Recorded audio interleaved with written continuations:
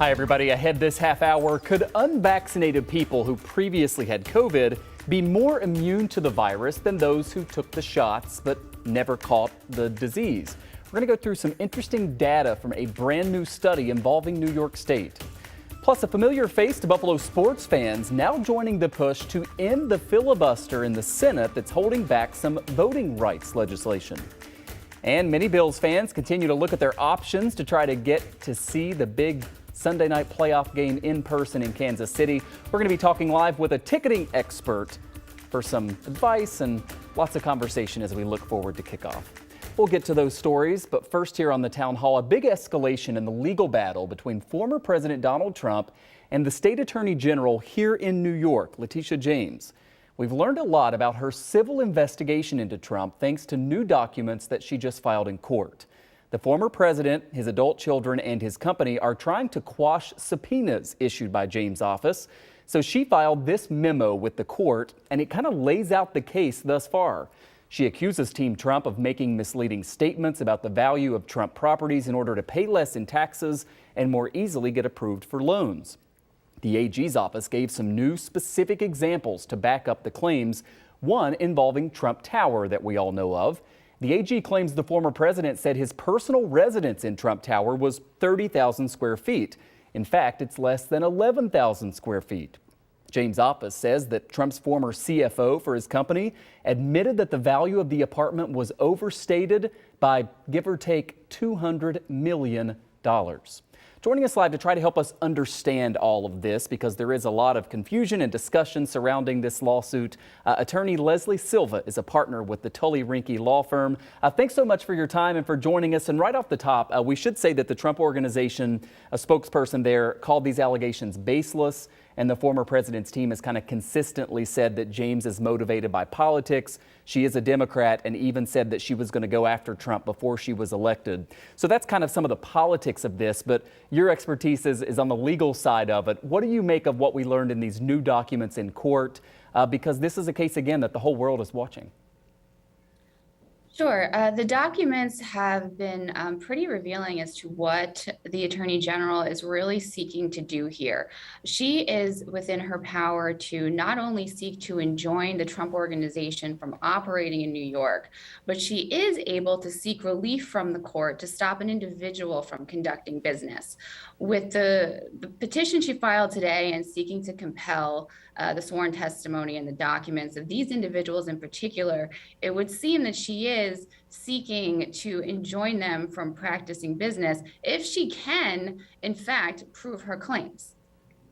Some legal experts have said, when talking about real estate and that industry, especially with big-time developers, that they will over or underinflate values of their properties, that this is not a perfect science. It is, somewhat subjective. How much is a place really, quote unquote, worth? How much of a defense is that for the Trump side of this? That is somewhat of a defense. Their valuations, their discussion of their brand valuation, that is all subject to interpretation by any particular expert.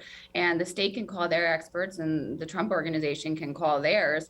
And at some point, it's going to be up to a judge to decide who is the credible witness providing the testimony.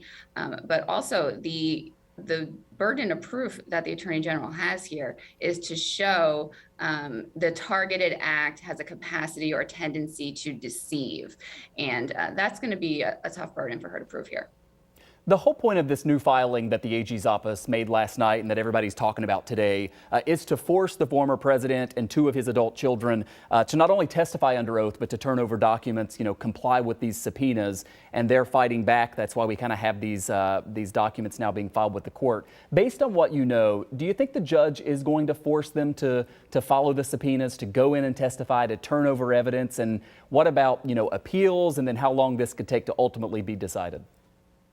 So the Attorney General is presumed to be acting in good faith when she issues these subpoenas, and that is a tough presumption to overturn. So just like we saw earlier in 2021, Eric Trump was compelled to testify.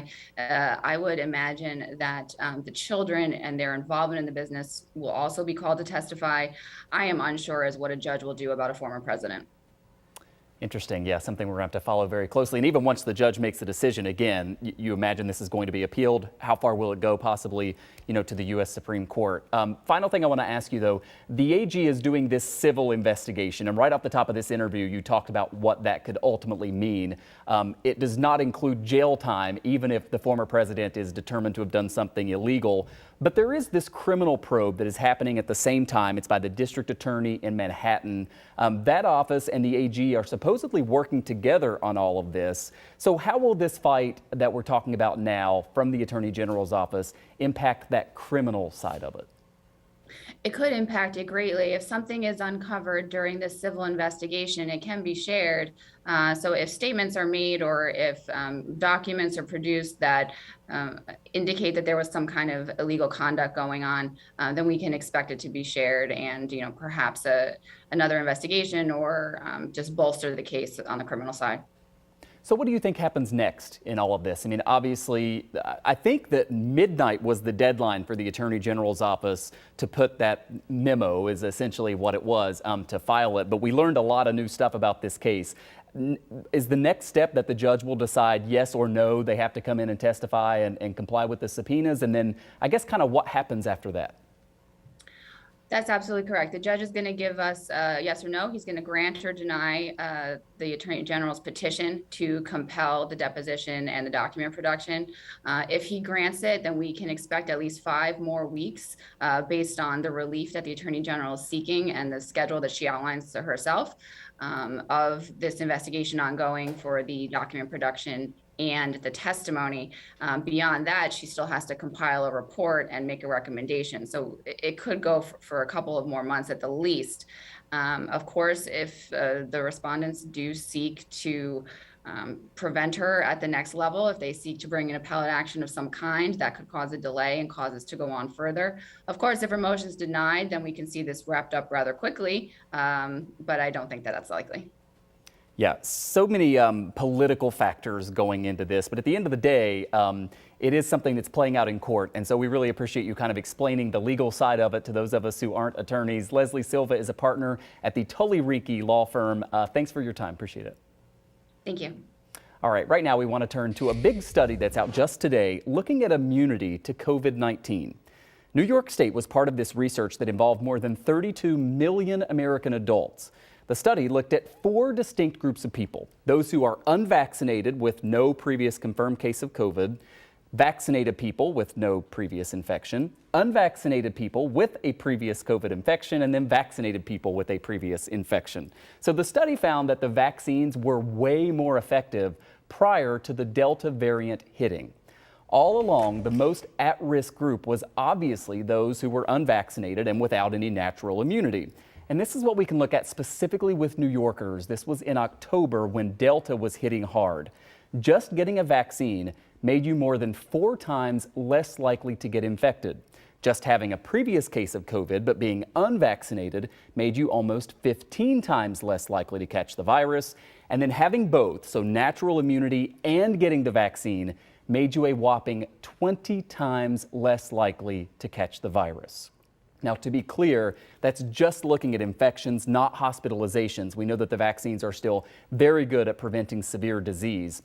And while this data was from October, if you look at before Delta, maybe back in May, the vaccine actually provided better protection than natural immunity. But it really shows how vaccine protection has kind of waned over time. That's why people have been pushing boosters so much. To help us kind of understand this, we asked Dr. John Selleck with Kaleida Health and UB's medical school to get his thoughts and kind of the biggest takeaways from this new research today. Initially, when we were talking the so-called ancestral variant and then the alpha variant, vaccine worked very well.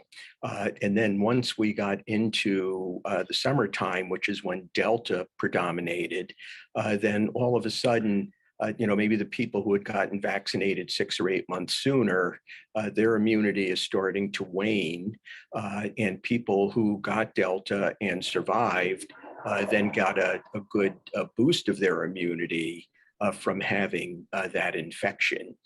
So I think biologically it kind of makes sense. We also asked Dr. Selick if previously infected people showed a stronger immunity against the Delta variant, if that could mean that they're safe to be around crowds like in sporting events or concerts without being vaccinated. He says it's too tough to tell the level of immunities that people have because it can really vary so much from person to person. Again, it's probably going to depend on which variant they have. If you got infected with Delta and you had a significant infection, you're probably going to come out of it with good immunity. If you had a mild infection, especially with Alpha, or what we're seeing now with Omicron, it may not give you immunity that lasts that long. Plus, we don't know how that immunity is going to work against other variants. Dr. Selick says he hopes that this study will continue to try to research immunity from the Omicron variant, but his message remains the same, that everyone, no matter if you've previously been infected or not, you should get vaccinated and when eligible, get a booster.